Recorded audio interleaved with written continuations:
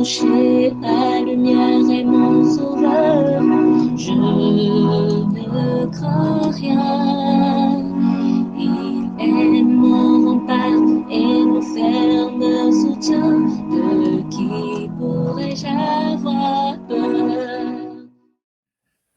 Shalom. Nous avons aujourd'hui la croquette biblique numéro 219 tirée de Job au chapitre 22, le verset 10. Il y est écrit: c'est pour cela que tu es entouré de pièges et que la terreur t'a saisi tout à coup. La terreur t'a saisi tout à coup. C'est-à-dire, Eliphaz, après avoir, dans le précédent passage qui allait de 6 à 9, démontré les actes iniques, les mauvais actes de Job, il conclut donc que voilà, c'est à cause de tous ces manquements-là que la terreur a saisi Job. Parce que Job n'a pas donné l'eau à la personne qui avait soif, n'a pas pris soin de la veuve, de l'orphelin. Job a déchiré les habits même de pauvres qui lui devaient. À cause de cela, donc, la terreur l'a saisi. Voilà ce que dit Eliphaz. La fois dernière, nous avons juste démontré que Eliphaz fonctionnait sur la base des stéréotypes. Mais parlant de la terreur qui saisit, je ne connais pas un être humain qui n'a pas encore expérimenté le sentiment de terreur, d'angoisse, d'amertume. Est-ce que vous en connaissez? Il y a plusieurs circonstances qui peuvent générer de tels sentiments de terreur. Le terrorisme, les meurtres et toutes ces choses, ça peut vraiment générer le sentiment de terreur. Mais pour prendre le cas précis des problèmes de santé, pour Job, c'était ces longues nuits d'insomnie qui avaient donc contribué à générer ces sentiments-là. Et de manière générale, nous ne devons pas nous fâcher contre des patients qui, du fait de la douleur, en viendraient à se plaindre.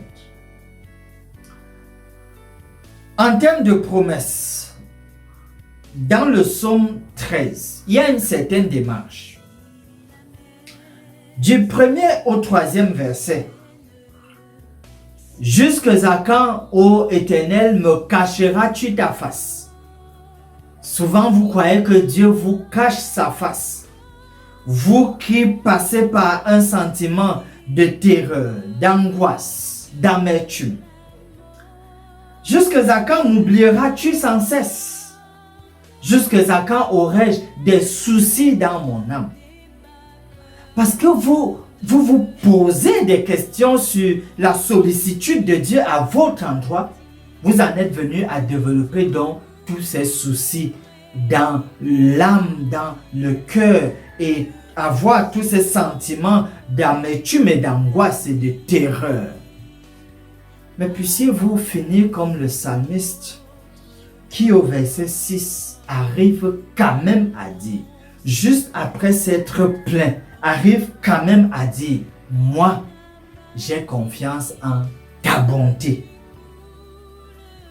Même si vous n'allez pas jusqu'au bout comme lui, lorsqu'il dit, j'ai de l'allégresse dans le cœur à cause de ton salut.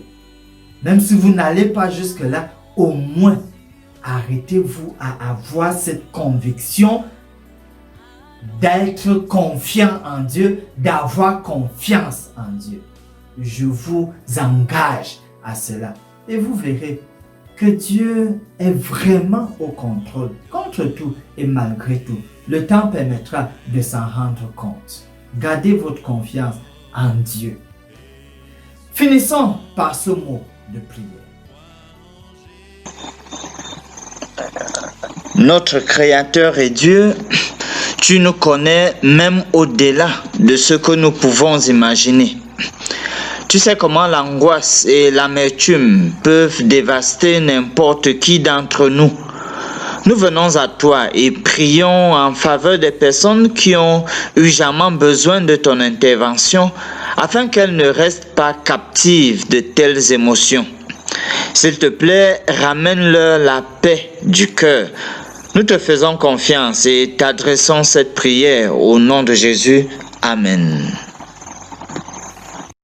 Mon âme espère en l'Éternel, mon âme espère en l'Éternel, qu'un chant s'élève au Dieu du ciel, qu'un chant s'élève au Dieu du ciel, mon âme espère en l'Éternel.